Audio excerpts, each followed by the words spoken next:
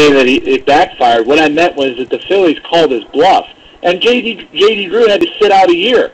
And the Pirates almost called his bluff this year before they got that last-second deal with their top draft pick. So, sometimes another example is with you go in the pros where Alex Rodriguez decided that he had to fire Boris in order to personally handle his negotiations with the Yankees because they wouldn't talk to Boris. And there's a lot of teams right now who are like that, who are just like we're not going to talk to him. So if you get him as an agent, we're not going to talk to you. Now that people, they need their players. If they draft somebody and they draft him number one, then if Boris is their agent, they have to talk to him. But there's even people who've been some teams who have said that they won't draft a guy if he's already declared Scott Boras or the Boras Corporation as their representation. They may pass on him. That may cause a player to go down in draft status because of the negative connotations. I'm sure you've heard that too. That's true to some extent, and here's a couple examples. So what you're saying is true to some extent. For example, one of the players whose draft status dropped incredibly because he was Scott Boras' agent was Stephen Drew, J.D. Drew's little brother.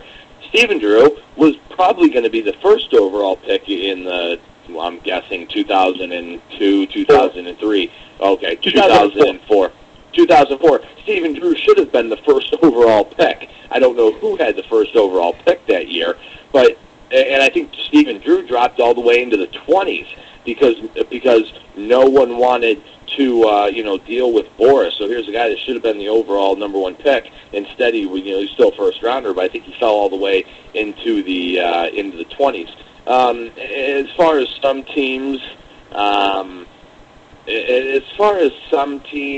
not wanting to deal with Scott Boras, I don't think any teams really want to. But I think the agents and the organizations are blowing a lot of smoke when they say they will absolutely not negotiate with Scott Boras. And here's my number one example of this: the Red Sox.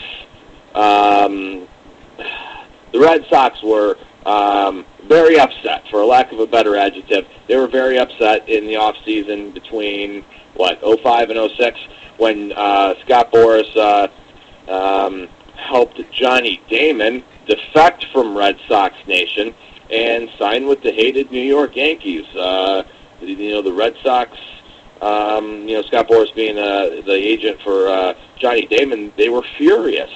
But what did they do the very next off season?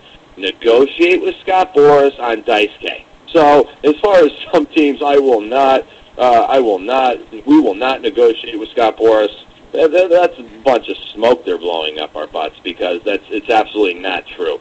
They probably don't like dealing with Scott Boras, but when it comes down to it, there's no organization out there that will absolutely set in stone, draw the line in the sand. We will not negotiate with Scott Boras. It's not true. And I think my example was pretty perfect. Yeah, the Red Sox thought they got a wrong deal from Boras and Johnny Damon in that deal, and but then they were a year later negotiating with Scott Boras on the Daisuke contract. So, as far as that, but I heard that I read that the owner of the White Sox, Jerry Reinsdorf, he is not a big fan of Scott Boras at all. He tries not to negotiate with him by any means. But is that an absolute thing? Of course not. It's still business.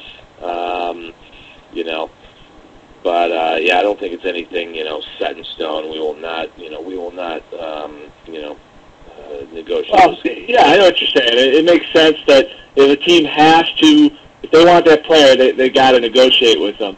646-652-2962. If you're out there listening, chat room, we got Elwood in the chat room with us. He believes that J.D. Drew was just hyped crazy by ESPN, and that's why they wanted all the money for him. If you're out there listening, you can jump in the chat. You can email at timkuda at milbradio.com. Give us a call, 646-652-2962 as well. Do you think Scott Boras is bad for baseball? So, anyways, I want to finish this up here in a couple minutes. Just a couple other points on this, unless we get any callers or anybody else who wants to comment on this.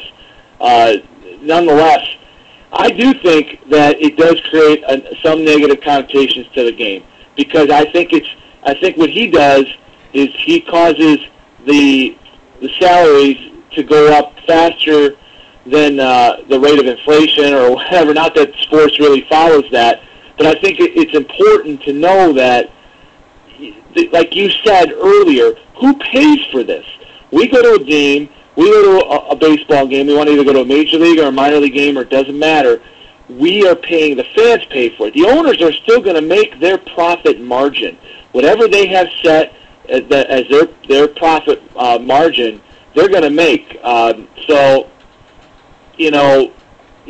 how do they do that? They raise the ticket price, or they charge a little bit more for the program, or they charge a little bit more for the cotton candy, or more for parking, or whatever. You know how it goes. You know the list probably better than I do, Napper, and that's how they make that up. So that's why you say, is he bad for the game? I think he's good for his clients, but overall, he's bad for the game, because I don't like going to the game and paying $8 for a hot dog, as Elwood points out, or anything like that. That's where I kind of tend to think he is bad for the game. What do you think on that? Yeah. Oh, yeah. Bad for the fans. Maybe not bad for the game per se of baseball, but bad for the fans. Right. Oh, absolutely. Yeah, we're paying higher prices as a result of all this. Scott Boras signing, helping Barry Zito land a $126 million deal with the Giants. So, of course, the fans in San Francisco are paying that. Someone's paying for Barry Zito's $126 million deal, and it's the San Francisco Giants fans, and it's the fans it's the baseball fans that attend games out there. As far as another reason that I don't think Scott Boras is ruining the game, on the other hand, is I read an interesting quote from him from back in I think it was early winter of 2000, when the whole the Texas Rangers signed Alex Rodriguez to that initial 10-year, $252 million, I believe it was. Scott Boras' quote in the middle of all this was saying, "It's the middle of basketball season, and it's the middle of football season, and we're talking baseball. How is that a bad thing?" So he brings recognition to the game, and it's no secret out there that Major League Baseball has fallen well behind the NFL in popularity right now. So whenever, especially in the off-season, whenever we're talking baseball in the off-season, it's not a bad thing. And I thought that was a pretty great quote. It's middle basketball season, it's middle football season, and we're here talking about Alex Rodriguez. How is that a bad thing? That was his quote, and I thought it was pretty perfect. So, like I said, there's no such thing as bad publicity. His clients love him. I mean, he had the whole fallout with Alex Rodriguez, but, I mean, his list of clientele is legendary. I read online tonight that I think it was back in 2007, some researcher put together a 25-man roster of Scott Boras clients, and the payroll, if you added up those 25 players, the payroll was $327 million or something, something ridiculous, And the average Scott Boras, I think the article I read, and this might have been about a year ago or maybe 2 seasons ago, but the average Major League Baseball player makes $2.5 million a year. Well, the average Scott Boras client makes $3.7 million a year. So, his clients love him.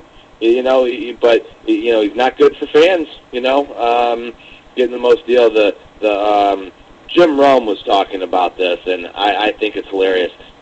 Scott Boras is notorious for not doctoring the numbers, but gosh, how do I want to say it? He fudges the numbers. He